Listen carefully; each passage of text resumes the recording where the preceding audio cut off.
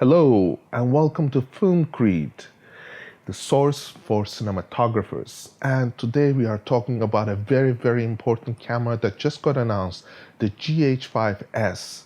And I want to specifically talk about what it means for the vlogger and the independent filmmakers. As you may know, the GH5 was a revolutionary camera that brought the 10-bit availability to filmmakers and the vloggers. So you could record a very high quality image and you could use this image to create very cinematic look. Now, for a lot of filmmakers that were just starting out, this meant the potential to make very beautiful images and be in the same platform as some of the bigger cameras that were used, for example, the Red, the Arri, and many others. So this meant that the GH5 became a competitor because of its high quality. Now, initially when it was first announced, it had 150 megabits per second, and now it has gone up to 400 megabits. So that means there's a lot more data that can be processed. Now, getting at the GH5S, we see a major important difference, and that is the pixel size. What I'm talking about is in the previous version, the GH5 had 20.3 megabits, and now we are having 10. So what it means is that you are getting the pixels to a larger size, being able to capture more light in low light situations. Now, as you know, the size of Micro Four Thirds is considerably less than most other cameras. So what that means is that you are able to gather less light. This had been a problem when you push the ISO numbers high, yet now with the new GH5S, you are able to actually increase this level to a very high level. Now, if you do remember, we had 12,800 as the native ISO topping for the GH5. Now that number has been pushed to 51,200. So you're almost having like 4 times the ability to do the same thing what you were doing with the GH5. So it has actually become a camera that is designed to perform under very difficult circumstances. Now, for those who want to examine the specs, you're going to see the GH5 and GH5S are virtually the same cameras in terms of specs, with the exception of the HD recording. Now, the HD recording, it was topping out at 180 frames, and with GH5S, it's going up to 240 frames. So what is the trade-off? The trade-off is that the GH5S does not have in-body stabilization, which was something that vloggers really enjoy, because when they coupled it with the lens stabilization, you got 3 to 4 stops of stabilization, which meant that they could use it handheld. So what does that do for the person who's going to be doing independent film? Now, that means that you have to either use a gimbal or put it on a tripod if you are going to do some shaky moves.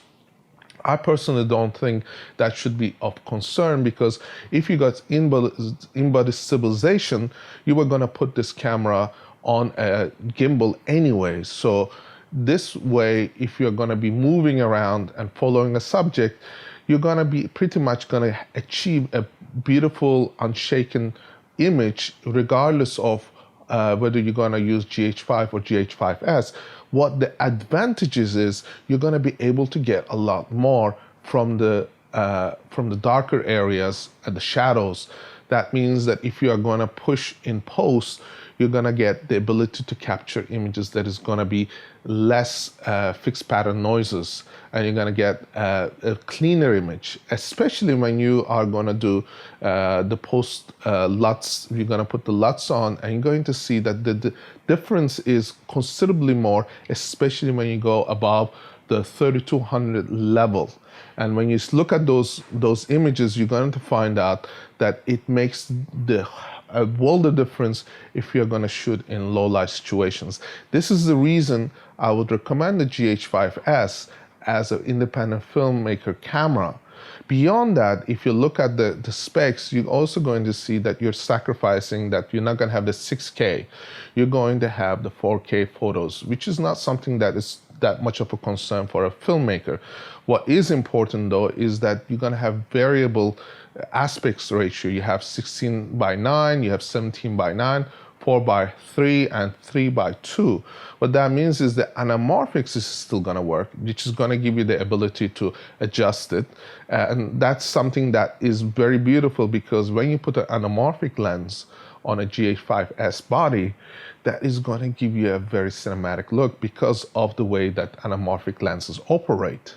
So in that respect, the GH5S is the camera that is going to change a lot of things for the filmmakers. For the vloggers though, vloggers I think are going to benefit from the fact that the GH5 came with the ability to upgrade to vlog.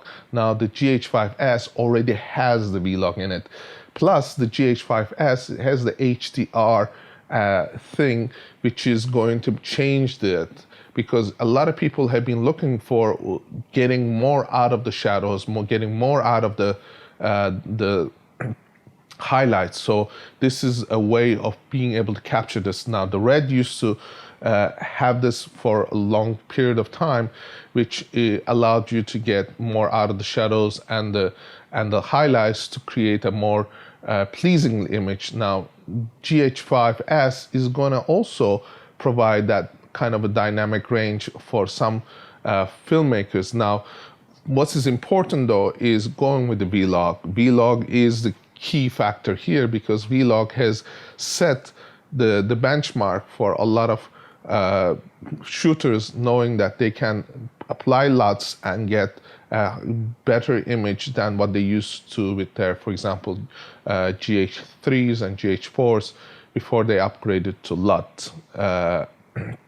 And this is something that I have been talking about a lot with my film students, and I've been telling them, if you want to shoot, you do not have to be limited to using expensive cameras or having to sacrifice quality, because now you can do slow motion in low light situations and still get a very crisp image.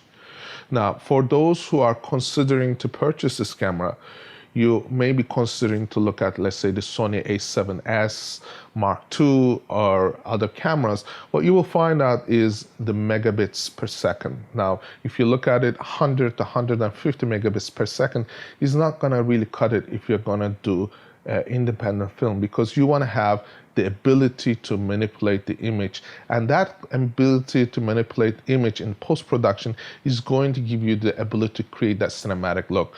Before, the only way to achieve this was to use cameras that were very, very expensive. So now we are able to do this, and in that respect, GH5S is going way, way, way above what Sony has been producing in terms of competition. Now, of course, there is the Sony FS7, Mark II, etc.